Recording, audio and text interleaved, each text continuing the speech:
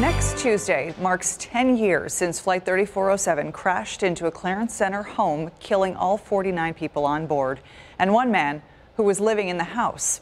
That man was Doug Walensky, and his wife Karen has relived that loss every day for a decade.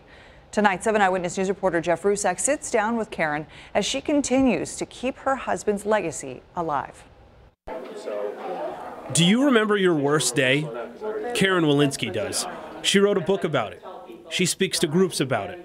And next week marks the 10th anniversary of her worst day.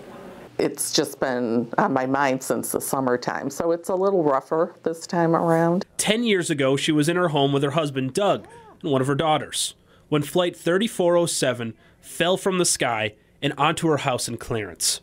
Doug was killed, along with 49 in the plane. Such a fan of history, it only seems fitting that he's a part of history now.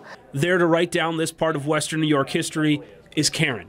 She wrote a book about her husband and life after the crash. She says it's strange to think of a decade gone by without Doug. And you think of everything that your loved one has missed. I mean, we've had marriages, births, the book. We've had so many life events that have happened.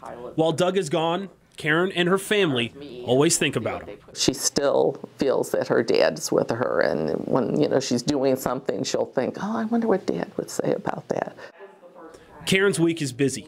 Wednesday night, she spoke to a crowd at Brothers of Mercy in Clarence.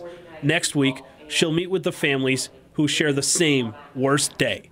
When you know you're going to be with the other family members, that makes it a lot more emotional because you're seeing their pain too. Karen Walensky's worst day is burned into the memories of Western New Yorkers. And next week, she and some 50 other families will come together to relive that worst day. Jeff Rusak, 7 Eyewitness News. We hope you will join us next Tuesday for Remembering 3407, a legacy of hope.